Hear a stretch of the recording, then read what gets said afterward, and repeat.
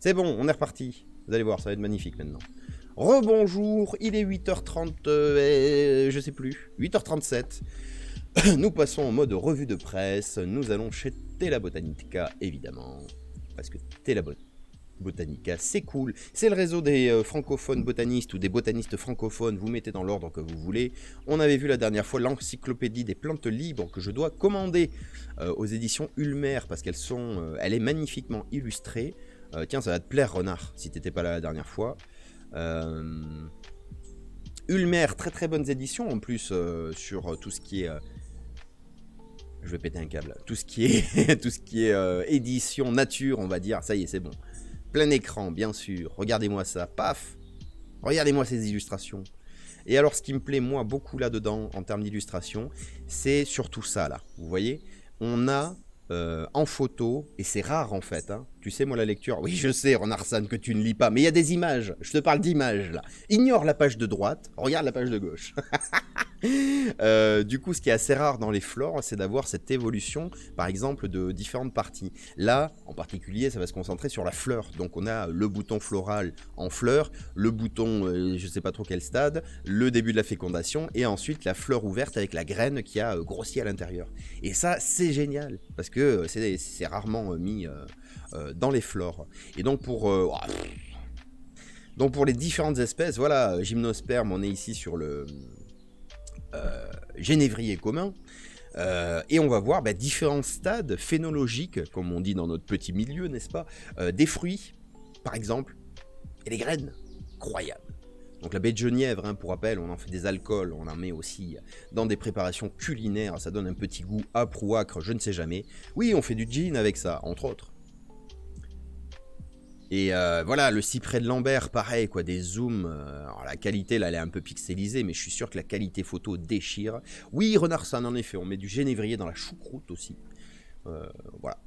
Alors, je suis pas sûr que rajouter de l'âpreté ou de l'âcreté au chou soit une bonne idée, mais c'est traditionnel, donc on questionne pas.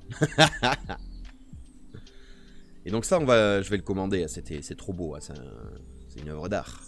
Regardez, ils ont même démonté des cônes de sapin pectiné pour voir comment c'est foutu et voir où on voit les graines. Oh. Moi j'aime.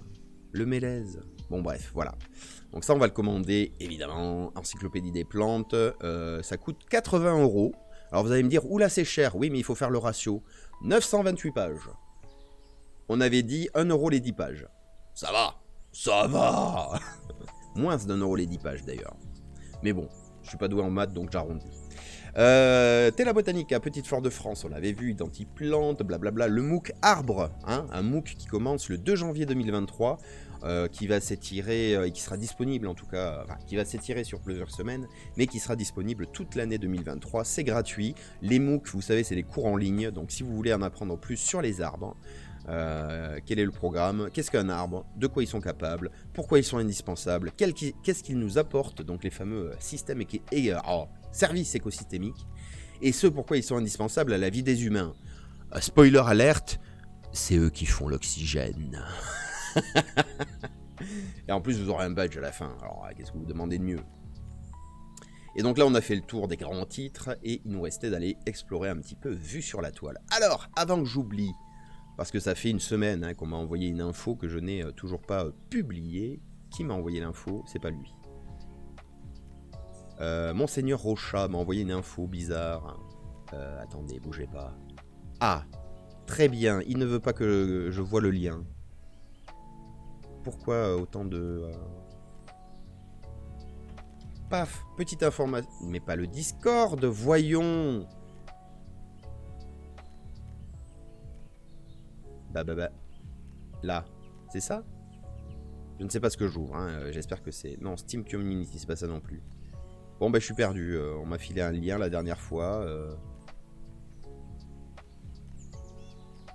Ah bravo, bienvenue sur une émission préparée avec, avec passion, avec professionnalisme. Le sens du détail, c'est l'essentiel, hein.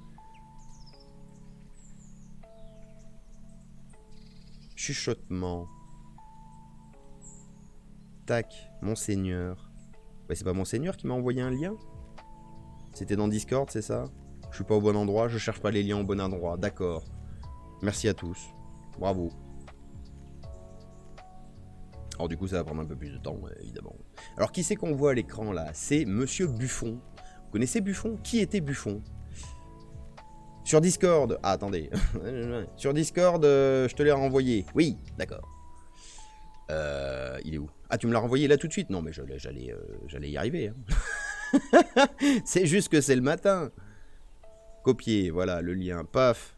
Alors voilà, n'hésitez pas, si vous voyez des choses un peu bizarres autour de chez vous, ou des choses nature, on va dire, qui mériteraient notre attention. Qu'est-ce que je fais? Mais je fais n'importe quoi. Mais que porte le nain? Pourquoi ça m'ouvre ça? M'en fous. Bon, d'accord, il m'a envoyé ça aussi. C'est beau, hein. Il n'a pas la source, mais c'est beau. Mais sinon, celui-là, voilà, un article. Ouest France, Brest, l'arbre empathique. Qu'est-ce que c'est que ces bêtises? Verre et métal comme le tram. Un tram, c'est verre et métal? Philosophe botaniste, non? Buffon, oui, enfin, alors le problème, c'est qu'à l'époque, 18e siècle, donc, oui, c'est ça. Bah, en fait, toutes les disciplines étaient un petit peu mélangées, tu vois, les mecs, ils étaient philosophes, scientifiques, mathématiciens, juristes, avocats, botanistes, voilà. D'ailleurs, si on va rapidement, comment il est défini sur Wikipédia? Gianluigi Buffon, footballeur, pas du tout. Georges-Louis Leclerc de Buffon, ça c'est mieux. Vous voyez, ça c'est un nom de botaniste. Hein, ça s'entend. Georges-Louis Leclerc de Buffon. C'est pas un cycliste ou un footballeur qui portera un prénom pareil, ou un nom en entier. Hein. Alors, naturaliste, mathématicien, écrivain, biologiste, philosophe, cosmologiste, franc-maçon. Oh, allez-y, tartinez-moi. En plus, avec un petit regard blasé. Style, ouais mec, t'as vu mon CV? Mais il a un esprit des Lumières. Voilà. L'œuvre de Buffon, la pensée scientifique de Buffon, repose sur l'observation concrète et répétée des espèces vivantes. Il s'appuie sur l'anatomie comparée. Bien que profondément croyant, il rejette toute intervention de la religion dans l'étude scientifique. Voilà, c'est un punk, quoi. Bon, bref. On va voir ça un petit peu tout à l'heure. Mais pour l'instant, l'arbre empathique. Alors, qu'est-ce que c'est? L'ingénieur agronome Sylvia Burès et l'architecte Victor Lanos assurent la construction de l'arbre empathique. Voilà, on n'en saura pas plus. Genre, il montait des murs et il disait clairement qu'il serait en retard. Non, c'est pas ça, les francs-maçons. Non, c'est autre chose. Les francs-maçons, c'est un autre... Ah bah tiens, bougez pas.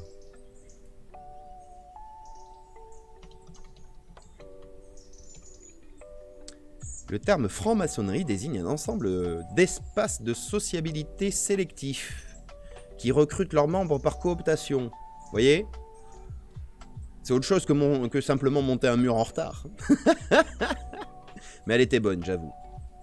Alors on va essayer de se concentrer. Abonnez-vous, c'est pas moi qui le dis, c'est Ouest France. Place des Français libres. Ah, c'est après, près de la station 6 Château, grandit l'arbre empathique, œuvre de l'architecte catalan. Ah. Alors, architecte catalan écologiste. Je me foutais de la gueule de Buffon, mais on n'est pas mieux aujourd'hui. Hein. Enric Ruiz Gelli. Spectaculaire, il fait partie des 7 nouvelles œuvres d'art, tickets compris. Comment ça? Qui vont jalonner la première ligne du tramway. Ah, c'est une œuvre d'art. Ah, moi, je croyais que c'était, je sais pas, des espèces de lampadaires. Bref. C'était une secte du bâtiment, quoi. Oui, tout à fait. Mais après, ils se sont un peu élargis. Comme toutes les sectes. Bref, du coup, nouvelle œuvre d'art à côté de la ligne de tramway. Je suppose que c'est à Brest. Parce que le mec, il nous dit place des Français libres près de la station 6 Château, mais on sait pas où. Hein. Ouest France, vous considérez que... Ah bah si, c'est marqué dans le titre, il est marqué Brest. C'est bon, j'arrête de râler. Je s'excuse. Donc entre le pont de recouvrance, la mer, le jardin minéral, l'arbre empathique s'intègre parfaitement dans le paysage. Mi-métal... Mi-métal, mi-végétal, comme l'huile. Il n'y a pas d'eux à végétal. C'est une sculpture haute de 12 mètres, un arbre hybride qui veut ramener la nature au centre-ville. Cet arbre est un organisme vivant. Mais il est en métal. Vous devez confondre avec Mario. Mario de métal, il est vivant, mais pas l'arbre de métal. Bref, cet arbre est un organisme vivant. Il va continuer à pousser. On lui souhaite une longue vie. Ok. D'accord. Il invente des prototypes magnifiques, toujours dans cet esprit de nature combiné avec l'architecture. Regarde sur Google Images. Oui, oui, on va y aller, mais je lis l'article d'abord. Pour l'instant, si tu veux, je lis l'article. Je réagis avec de la mauvaise foi incroyable, en disant blablabla, et ensuite je vais voir ce que c'est. C'est le processus normal, non? Bien que déjà préconstruit à Barcelone, le montage de l'arbre s'est révélé plus complexe que prévu, à cause de la météo. Ah bah oui, mais les mecs... ah, les mecs, ils transfèrent des œuvres d'art de la Catalogne à la Bretagne. Évidemment qu'elles sont pas adaptées. Il a fallu attendre pour installer les plantes. Ils pousseront 7 espèces de plantes différentes. Du lierre, du laurier, de la véronique, du laurier palme.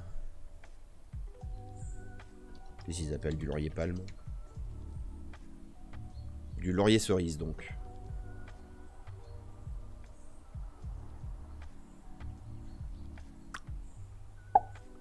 D'accord, donc du laurier qui se mange. C'est celui qui se mange, celui-là. Hein. Oui, Prunus lauricealus. Propriété, blablabla, utilisation. Ah non, il se mange pas, celui-là.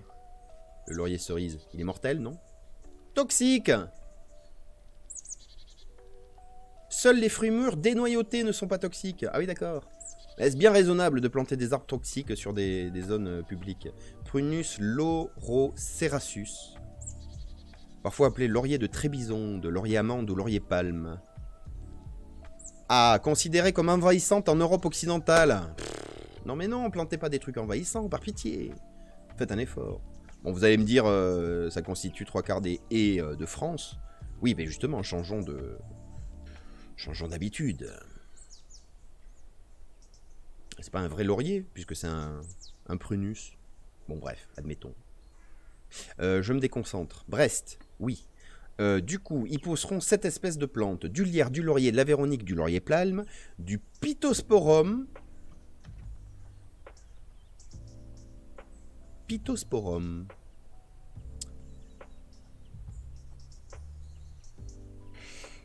Oui, il y en a beaucoup, mais ça ressemble à quoi? Image. Un petit arbuste, quoi. Super. Magnifique. Des filaires, des arbousiers. Ah, arbousiers, pourquoi pas. C'est quoi les filaires? Non mais non, mais pas des trucs dégueulasses, Google Plus. Mais oh, voilà. Ben voilà, des filaires. Des arbustes. Des arbustes, des arbustes, des arbustes. Ils pourraient pas mettre du houblon comme tout le monde? Bref. Et grâce aux 300 mètres de tuyaux cachés dans l'arbre, un ingénieux système de goutte à goutte irriguera les plantes. Des capteurs placés dans les substrats avertiront les besoins éventuels des plantes. Ah oui, un arbre connecté, bravo. Même rentré à Barcelone, je pourrais vérifier que tout se passe bien pour les plantes. Je sais pas quoi en penser.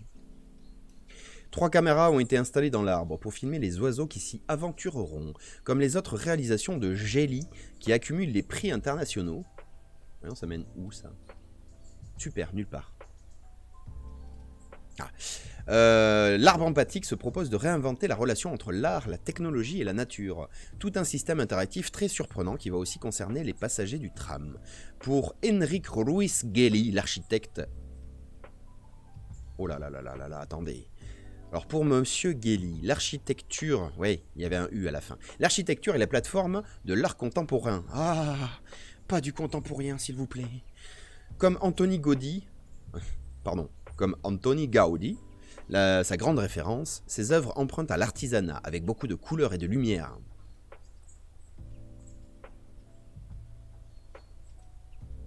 De la couleur et de la lumière? Admettons.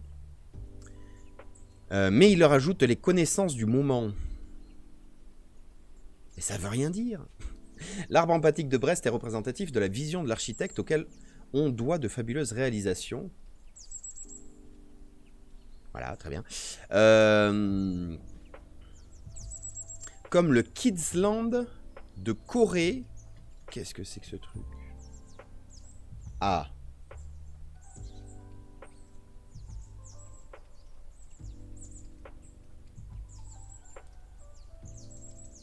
Bon, ok, admettons, je vais pas me poser de questions, c'est lundi matin, je sais que je patine. L'aquarium de New York, la tour Markaz au Koweït. Ah, ça, on va le trouver, la tour Markaz au Koweït. Non?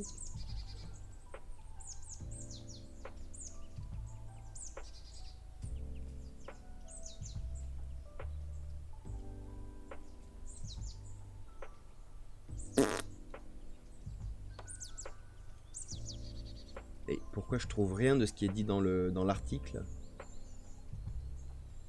Je comprends pas. Oh, c'est lundi, j'ai l'impression d'être dans une dimension parallèle, dis donc. Donc, je reprends. Hein, la vision de l'architecte, à qui l'on doit le Kids Land de Corée, ça semble être un parc d'attractions. L'aquarium de New York, ça semble être un aquarium. La tour Markaz au Koweït, ça a l'air d'être une grande tour. Le projet Riverside à Moscou. La lourde architecture du siècle dernier reposait essentiellement sur le béton, auquel on rendait un culte. La nôtre, légère et durable, rend un culte aux semences, au monde végétal. C'est une architecture qui croît et se nourrit, partie intégrante de l'environnement. Oui, mais pourquoi en métal alors? Bref. Autre œuvre d'art en construction, les jetées de Didier Faustino sont montées, place de Strasbourg, donc à Brest, je suppose, par les ateliers David. Quant aux cylindres vibrants Duc Germain sur le parvis du lycée Dupuis de l'Homme, ils sont installés mais pas encore activés. Très bien. Alors, on va aller voir ça. L'arbre empathique à Brest, en photo, parce que c'est vrai que la photo est pas super illustrative. Illustrative, tout à fait.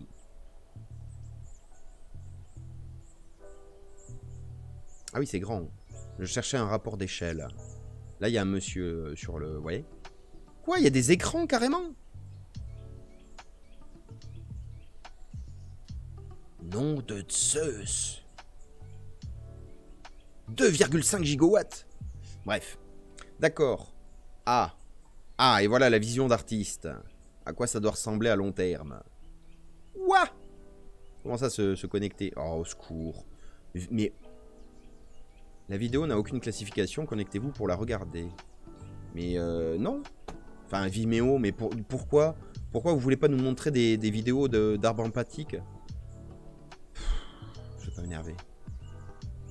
Pas m'énerver. C'est lundi, tout va bien.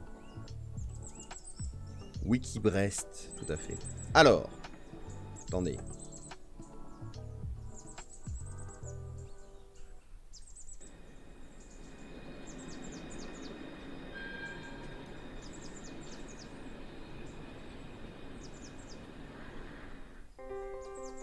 Oh là là, la publicité promotionnelle, institutionnelle.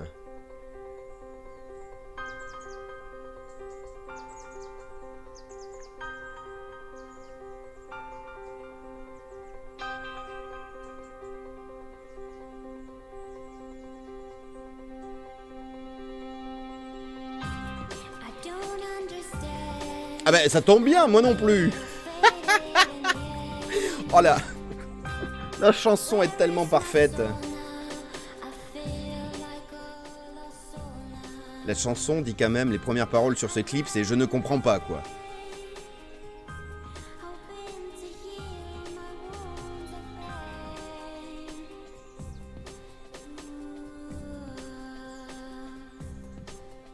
Secours. Ah, la police. C'est bon, la police veille au grain.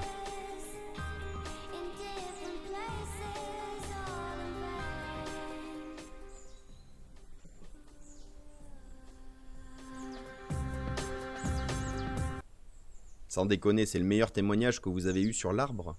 L'idée d'un arbre métallique, ça me plaît bien. Oh, qu'est-ce que j'ai ce matin? Ah ben, salut copain. Oui, très bien, des petites billes de métal.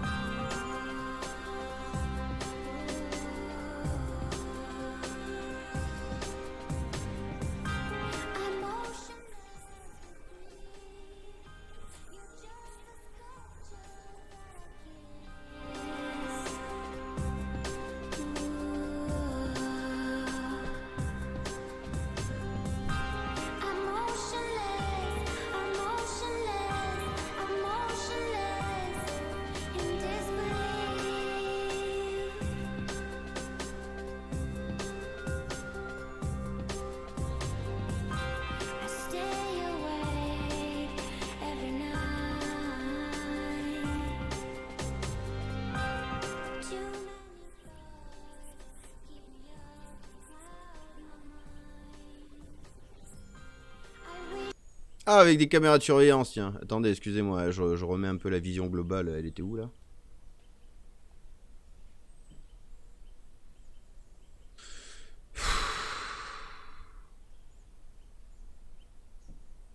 Je sais même plus quoi dire à ce niveau-là, quoi.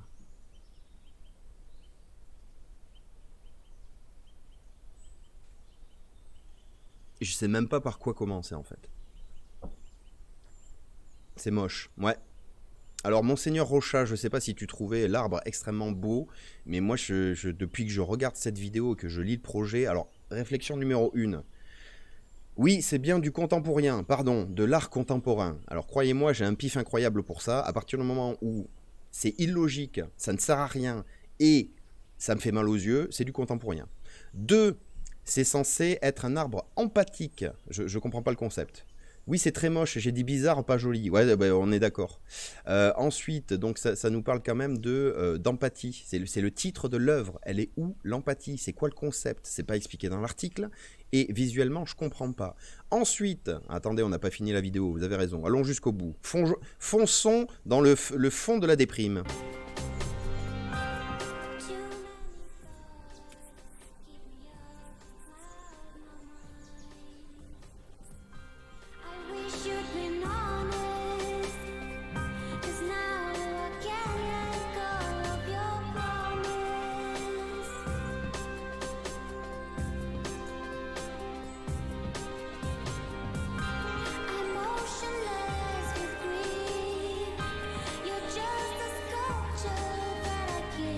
Oui, vous êtes juste une sculpture, la chanson est tout à fait adaptée.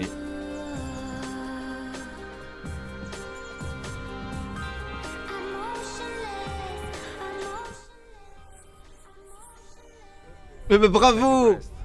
Enjoy. Good city. Nice.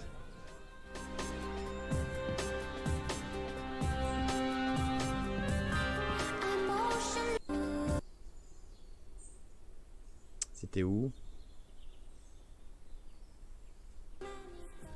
Tais-toi, tais-toi, tais-toi, tais-toi, tais-toi. Voilà. Ensuite, donc l'arbre, une fois monté, pour moi c'est un squelette d'arbre, c'est extrêmement dépressif de voir ça. Hein. Ça se voyait d'ailleurs dans les photos juste avant, la image. Enfin, pardon, mais ça, typiquement, c'est un arbre qui est mort, quoi. Ok, le gamin a eu un billet pour dire que c'était joli. Non, à mon avis, non, non. Bah, quand on a un avis aussi tranché, argumenté et puissant que ah ben c'est très joli. Non, non, t'as pas besoin d'être payé pour ça. Donc déjà, pour moi, ça c'est le symbole de la fin du monde, c'est-à-dire c'est un arbre qui est mort. Hein. Mais bon, ça c'est une vision, on est d'accord. Ensuite, il n'y a rien qui vous choque là? Sur cette photo, il n'y a rien qui vous choque? Alors, peut-être que je suis de mauvaise foi. Peut-être que ça là-bas c'est un parc et qu'on voit un peu de verdure. Mais nom de Zeus, il n'y a pas un pet de verdure au sol. Brest, je sais pas ce que vous foutez, mais excusez-moi, quand on construit des tramways, on bétonne pas, on met de la verdure. Allez voir ce qui se passe à Toulouse, même Bordeaux, ils l'ont compris. Cette ville de... Je finirai pas cette phrase, parce que... Voilà. Non, il n'y a rien en verdure. Bah ouais, mais c'est par là qu'il faut commencer, nom de Zeus. Collez des vrais arbres, je ne sais pas. Mettez de la verdure, des parterres de fleurs, Oh. Et après, hein, alors ça c'est détail technique, hein, mais regardez bien ce passage. Donc, on bourre un gros sac rempli, on l'a vu juste avant, hein, de ça là. Qu'est-ce que c'est ça? Ah, qu'est-ce que c'est les petites bouboules blanches? C'est de l'engrais, hein? C'est de l'engrais, hein, que ça soit clair. Et les grosses bouboules marron, c'est quoi? C'est de l'argile pour retenir de l'eau. Et il est où le sol, en fait? Si vous mettez des bouboules d'engrais, des bouboules d'argile, il est où le sable, il est où le limon, bref, tout ce qui constitue un vrai sol. Bon, attention, je suis chaud là, je vais râler. Ensuite, on fout le sac, hein, dans la branche. Mais pas dans toute la branche, ça serait vulgaire. Donc juste un petit peu, voilà. C'est ça que je comprends, voilà. Les trucs qui poussent, c'est dans des sacs qui sont un petit peu aux intersections des branches. Et ensuite, débrouillez-vous la nature. Tais-toi, vilaine. Pardon, madame, si vous regardez le stream. Ouais, c'est chouette. Oui. Voilà, donc on voit bien. C'est pas du tout.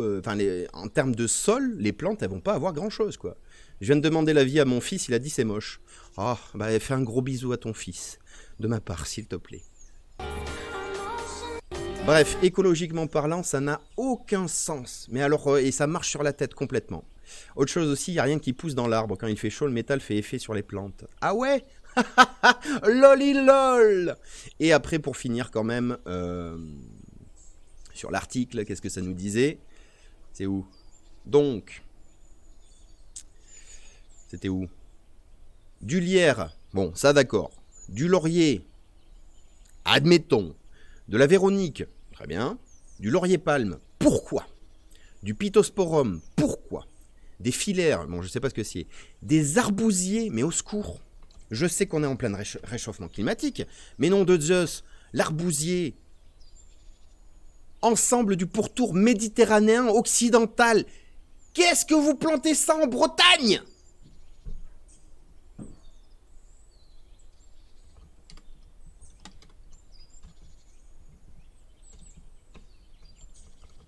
Voyons si je tape ça. Je ferai une recherche, mais je suis sûr qu'on peut trouver des plantes endémiques de Bretagne qui sont magnifiques et qui font des arbustes.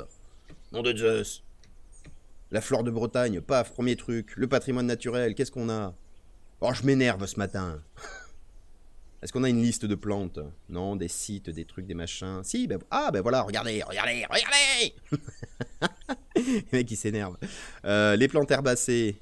1664 plantes herbacées en Bretagne, hein, bien sûr. Les lichens, les plantes ligneuses. 70 espèces de feuillus et de résineux. Bon, bah, ok, ils vont pas planter des arbres dans des arbres, je comprends. C'est des oufs morts de rire, mais oui. Mais ils sont fous, ces Bretons, mais carrément, mais... Bon, bah après, je te rassure, hein, c'est pas qu'en Bretagne. Là, je gueule contre Brest, parce que c'est la ville, mais tu me montres le même exemple à Strasbourg. Oh, je te raconte pas ce qu'ils vont prendre dans la tête, les Strasbourgeois. Hein. Plantes ligneuses, oui, d'accord. On n'a pas plus précis.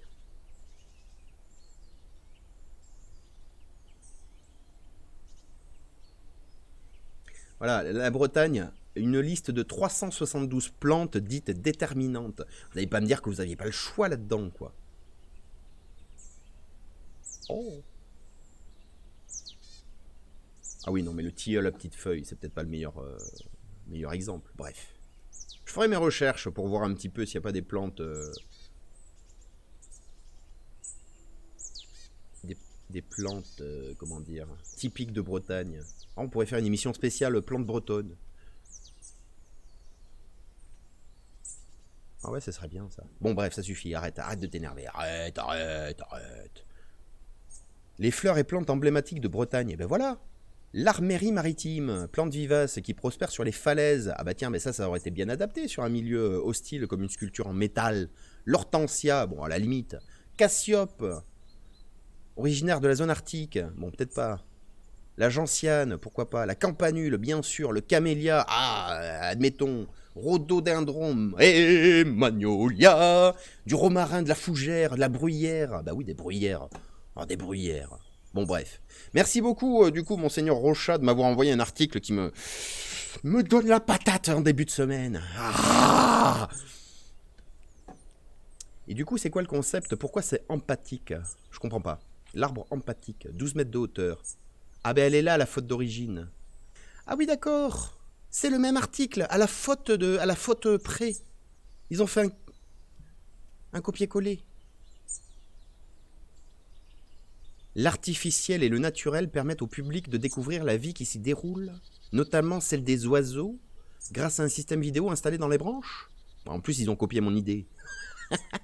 Mort de rire, mais de rien, avec plaisir de te mettre de bon pied de bon matin. Ah ouais. Alors si vous avez des articles aberrants comme ça, mais n'hésitez pas à envoyer les liens. Hein. Vous avez vu dans quel état ça me met? Moi, j'adore ça. À l'intérieur des mailles d'acier inoxydable, 43 capsules hydroponiques contenant terre et substrat. Entre parenthèses, engrais. Alors, de la terre et du substrat, c'est pas des engrais. Grâce à une pompe située à la base du tronc, les capsules sont irriguées régulièrement. D'accord. Donc le truc, c'est un arbre, mais qui consomme l'équivalent de la moitié de la ville de Brest en électricité. Avec les caméras, les capteurs à distance et et l'irrigation. L'arbre est autonome et peut se développer seul? Bah non, puisqu'il est irrigué avec une pompe.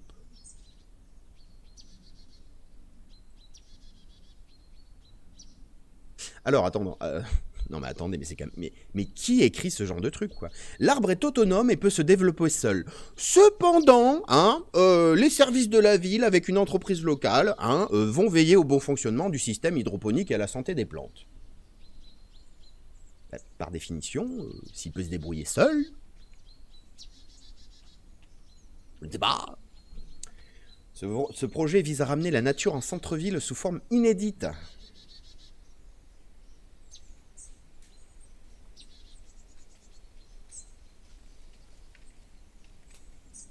Ah, ça m'énerve le contemporain. L'arbre empathique se propose de réinventer la relation entre l'art, la technologie et la nature. Bah viens sur Twitch. Qu'est-ce que tu veux que je te dise, moi? Ouais, ça suffit, on arrête de s'énerver. Quelle heure il est? Putain, ça fait une demi-heure que je m'énerve. Bravo. Alors, ça dégage. Je ne veux plus entendre parler de... Ah!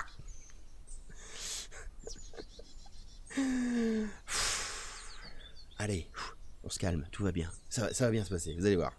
Alors, petite info, à la une, mais qui était Buffon? C'est lui. Donc on a vu... Ah, je l'ai fermé. De son petit nom, Georges-Louis Leclerc de Buffon. Tout le monde ne peut pas en dire autant. Hein. Ah non, pas l'arbre empathique, barrez-vous. Il est où? Il est là.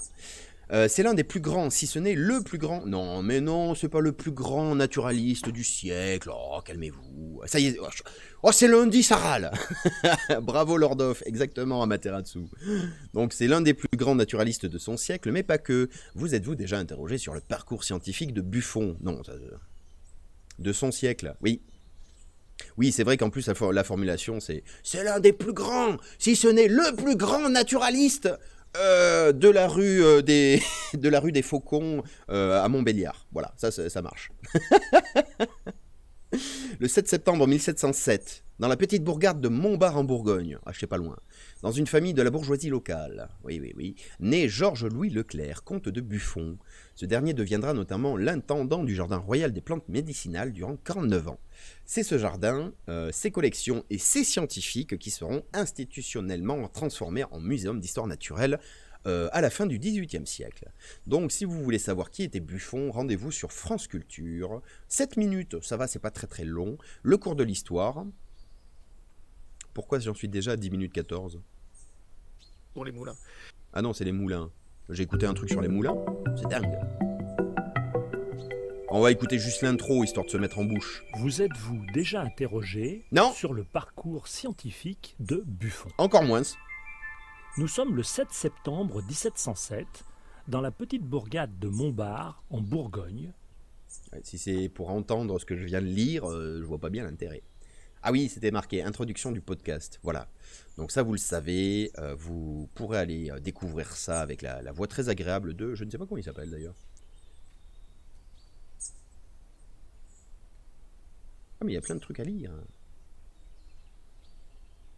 Ils ont retranscrit toute l'émission? Incroyable. Ah allez, on va le lire. On va lire l'émission à écouter. Blablabla. Buffon, un homme orchestre, comment ça? A déroulé ce qu'il a fait ou pu être, simultanément comme successivement. Buffon était véritablement un grand orchestre. J'aimerais bien qu'on dise ça de moi. J'aimerais bien qu'on mette ça sur ma pierre tombale. Nature était véritablement un grand orchestre. Ça n'a ni queue ni tête. Mathématicien, naturaliste, physicien, écrivain, traducteur, entrepreneur, gestionnaire ou encore haut fonctionnaire de l'Ancien Régime. Eh ben, à Dijon, il se passionne pour les enseignements des jésuites. Super, du moins dans le domaine du droit, d'accord. À Angers, il découvre les secrets de la botanique et des mathématiques. Ah, carrément, les secrets, ouais. Puis il voyage à travers l'Europe où il se passionne pour les jeux de hasard. Avant d'arriver à Paris en 1732. Donc le mec, il a fait des études, ouais, il ne savait pas trop quelle voie prendre. J'essaye de moderniser un petit peu ce qui est raconté. Comme tous les étudiants, il a fait des études, hein. Il a fait des études de droit, apparemment il a joué dans un orchestre, bref. Il a fait des études de droit, puis ensuite il a été faire de la botanique, puis des mathématiques, puis ensuite, une fois qu'il a fini ses études, il est parti en voyage à travers l'Europe, hein, une espèce de méga sprint break, non c'est pas ça, mais traditionnellement à la fin des études on se barre en voyage, où il se passionne pour les jeux de hasard, donc les coqs, la pute et les casinos, hein, si je puis me permettre, avant d'arriver à Paris en 1732. Buffon est élu à l'Académie des sciences. Sans doute grâce à ses rencontres lors des jeux de hasard. À l'âge de 26 ans. Oui, non, mais à l'époque, il faut vous rappeler que les gens dépassaient rarement 60 ans. Donc 26 ans, c'est déjà canonique comme âge. En y présentant un mémoire de mathématiques sur les probabilités. Donc le mec, en jouant à des jeux de hasard, donc au casino, hein, il se fait ses petites probabilités et il dit, bah, je vais en faire une thèse. Incroyable. Mémoire sur le jeu du franc-carreau. Le franc-carreau. On utilise un quadrillage ou un damier. Oui, d'accord, c'est un jeu, c'est un jeu. Vous irez chercher par vous-même. En retournant épisodiquement à Montbard, il se passionne pour les arbres et se tourne vers l'histoire naturelle. Donc d'accord, donc le mec à 26 ans, il est élu à l'Académie des sciences, il pète un mémoire sur comment on joue au morpion, et de temps en temps, il va à la campagne se reposer parce que c'était épuisant. Dans sa première publication, La statique des végétaux, Buffon esquisse son rapport à la méthode scientifique. C'est par des expériences fines, raisonnées et suivies que l'on force la nature à découvrir son secret. Vision 18e siècle de la nature, on va te forcer ma belle, tu vas voir, ça va être magnifique. Toutes les autres méthodes n'ont jamais réussi. Après avoir rejoint la section botanique de l'Académie des sciences, Buffon bénéficie d'une promotion inespérée. Il obtient la charge d'intendant du jardin des plantes médicinales du roi.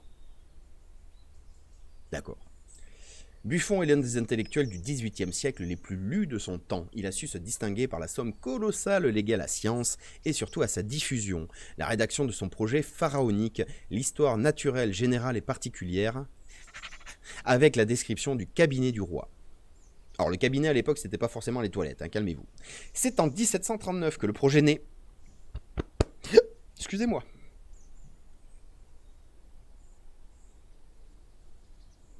Oh, je me suis tellement énervé, j'ai des bulles qui remontent. C'est comme ça que ça commence les ulcères, non ? Donc du coup, en 1739, il vient le projet pharaonique, l'histoire naturelle générale et particulière, blablabla, vient d'une demande du ministère de tutelle du Jardin royal qui commande à Buffon une description du cabinet d'histoire naturelle du roi. Je ne sais pas ce que c'est.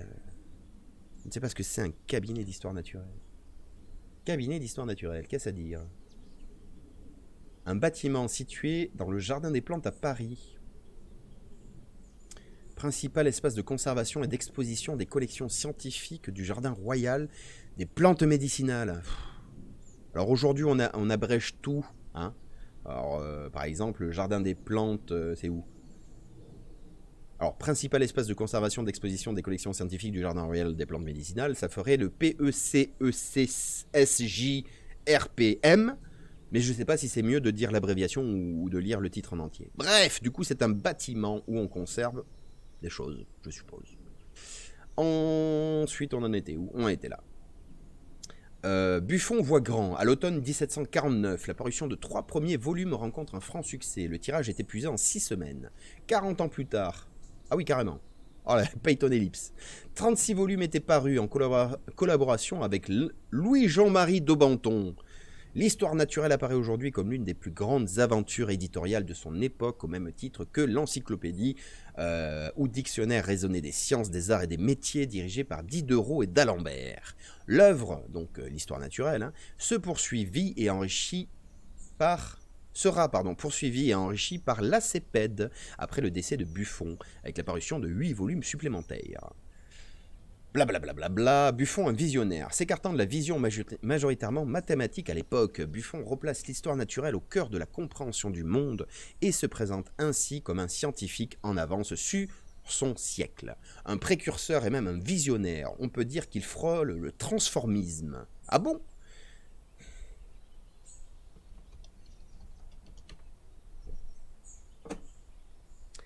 Doctrine suivant laquelle les espèces animales et végétales se transforment et dérivent les unes des autres par voie de filiation, théorie d'opposition au fixisme. Voilà. Donc le transformisme, c'est les premières bases, on va dire, de la compréhension de l'évolution des espèces. D'où l'expression Buffon du roi. Mais non, voyons... Vous savez que Buffon est un homme éminemment respectable parce qu'il fait partie des grands noms des gens qui ont contribué à construire et à amener la réflexion scientifique sur le chemin de l'évolution. Voilà. Alors dedans, il y a Buffon, il y a Linné, il y a évidemment le grand chef L'évolution, c'est Darwin, voilà.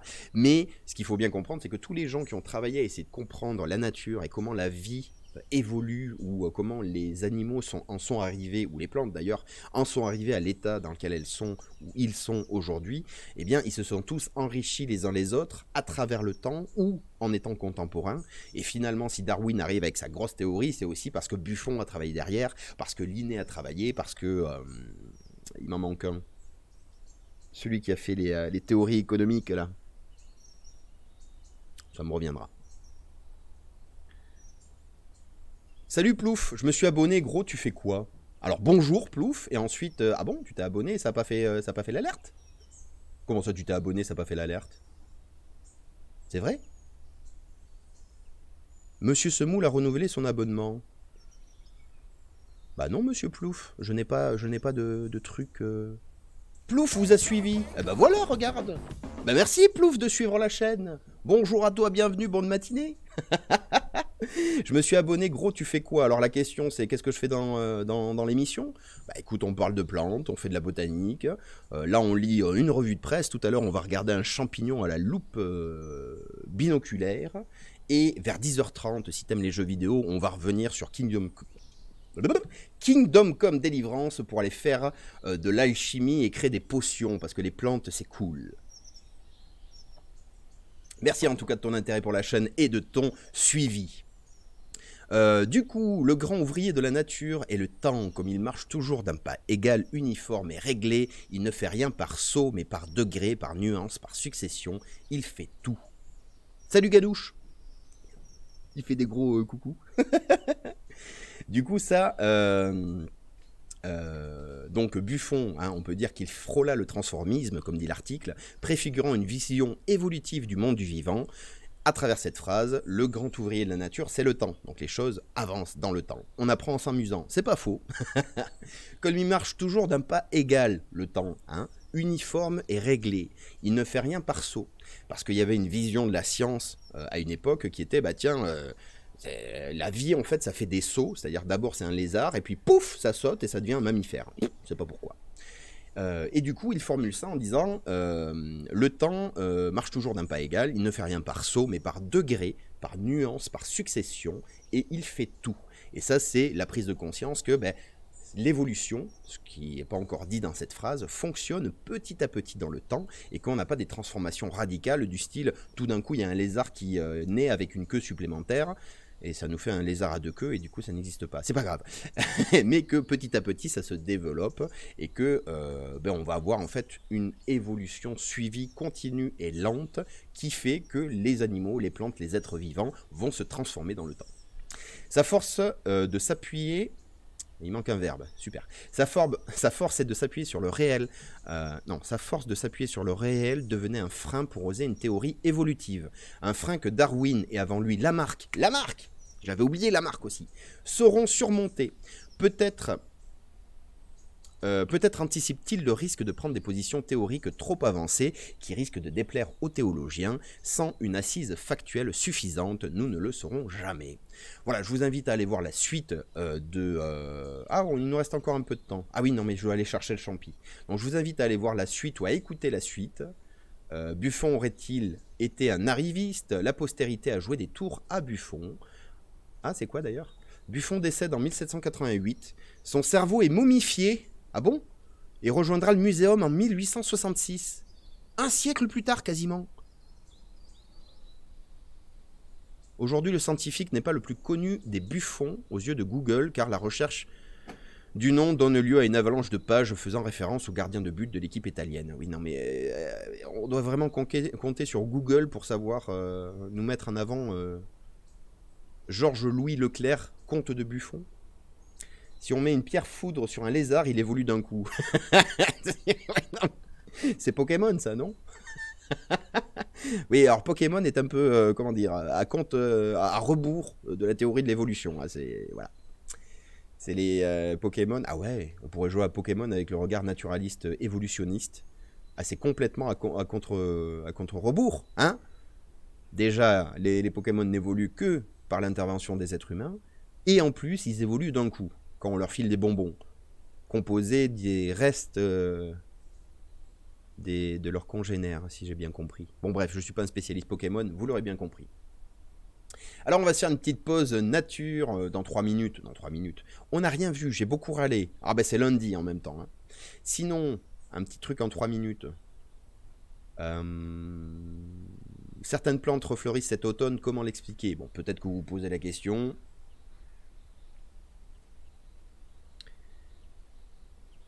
Voilà.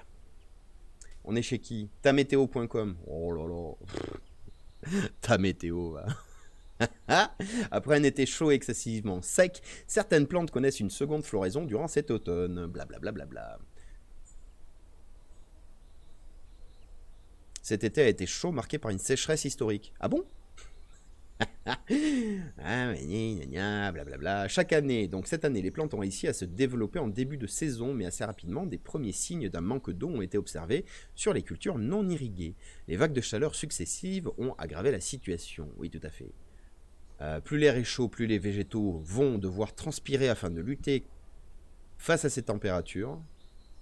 Alors oui et non, parce qu'on a vu que parfois les végétaux ne transpiraient pas, ou au contraire ils fermaient tout leur stomate pour éviter la perte d'eau, et du coup ils ne font pas de photosynthèse, et du coup ça pose des problèmes. Bref, cela demande d'une part beaucoup d'énergie, mais aussi un sol suffisamment riche en eau, blablabla.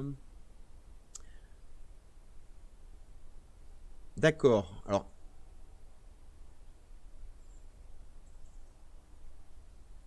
Non mais qu'est-ce qui se passe? Pourquoi je tombe que sur des articles poucraves?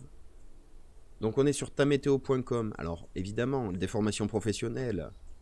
Les types... Ah, il n'y a plus de musique au fait depuis tout à l'heure. Non, pas celle-là. Celle-là. C'est mieux. Ah, c'est un peu fort par contre. Voilà, là c'est beaucoup mieux. Calme-toi le micro. C'est mieux. Du coup, je disais pourquoi je tombe que sur des articles qui me mettent en forme. Ta météo, des formations professionnelles, les mecs c'est des météorologistes. Ils font un article, certaines plantes refleurissent, comment l'expliquer? Évidemment, ils vont l'expliquer avec des notions météo. Blablabla. Et la conclusion de l'article, hein, attention, vous allez voir, ce retour des précipitations a fait revivre un bon nombre de végétaux qui étaient en attente de bonnes pluies. Pour certaines espèces, ces intempéries les a poussés à redémarrer comme au printemps. Voilà. Voilà l'explication de pourquoi les plantes refleurissent. Oh, JPP. Ouais, monsieur Chou, j'arrive, merci. Oh, le chat vient me sauver. Il dit, vas-y, sors d'internet, t'es en train de déprimer. Oh. Alors, pourquoi je suis désespéré? Parce qu'en fait, il y a des explications physiologiques au fait que les plantes refleurissent, entre guillemets. Mais, alors pas entre guillemets, elles refleurissent vraiment. C'est juste que... Ouais, exactement, Sacha. Pourquoi? Bah, il a plu. Salut, Mouchou. Ça va, Loulou? Allez, c'est l'intervention de Monsieur Chat. Ah, j'ai fait une faute. Ah, c'est bon. Tenez, un petit peu de porno pour les oreilles.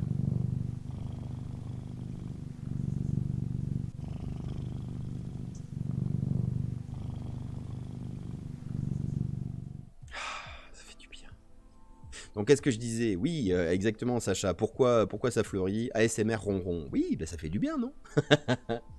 Pourquoi ça refleurit? Parce qu'il a plu. Mais en fait, il y a plein de raisons physiologiques qu'on va pas expliquer en 3 minutes quand même. Mais en gros, à partir du moment où les conditions extérieures sont réunies, elles sont favorables en fait à la dispersion des graines, à la fécondation des fleurs, etc. Bah, la fleur, elle n'a pas de raison de se dire bah non, je vais pas faire de fleurs. Vous voyez? Le but d'une fleur, enfin entre guillemets le but, hein, mais c'est de se reproduire. Voilà, le but d'un végétal, c'est de se reproduire. Donc du coup, si elle est bonne condition, bah, en avant Guingamp, on se reproduit. Et d'ailleurs, des plantes qui font 2 ou 3 floraisons dans l'année, ce n'est pas rare. Vous prenez des plantes basiques auxquelles on ne fait pas attention, mais regardez les plantains, regardez les millepertuis, regardez l'achillée millefeuille. Voilà, enfin des plantes dont on a parlé sur la chaîne, très emblématiques, elles vont fleurir plusieurs fois dans l'année. Et en plus, là, on est en période pif paf pouf, dis-le de manière simple, le soleil dure de moins en moins longtemps. Et quand le soleil dure de moins en moins longtemps, ben, la durée du jour est captée par la plante. Donc elle sait qu'on se dirige vers l'automne et l'hiver périodes qui, par définition, ne sont pas propices à la reproduction. Mais il se trouve qu'on est en automne avec des très bonnes conditions extérieures. Il gèle pas, il y a des températures correctes, il y a des journées encore ensoleillées, il y a du vent, il y a du soleil, il y a voilà, toutes les conditions pour qu'il y ait fécondation et dispersion des graines potentiellement. Donc les plantes, sentant qu'on arrive sur la fin de la période de végétation, plus les bonnes conditions extérieures, eh bien elle se dit banco, on remet le couvert quoi. C'était l'explication à peine meilleure que l'article, j'en suis d'accord, mais il y a tout un tas de phénomènes physiologiques qui vont jouer, la température, la durée du jour, les conditions météorologiques, donc liées à la température, mais aussi précipitations, gel, vent, froid, etc. Et tout ça, eh bien, ça envoie le message à la plante, vas-y, cocotte, c'est le bon moment. Allez, on se fait 5 minutes de pause, est-ce que ça suffira? Oui. 6 minutes. 6 minutes.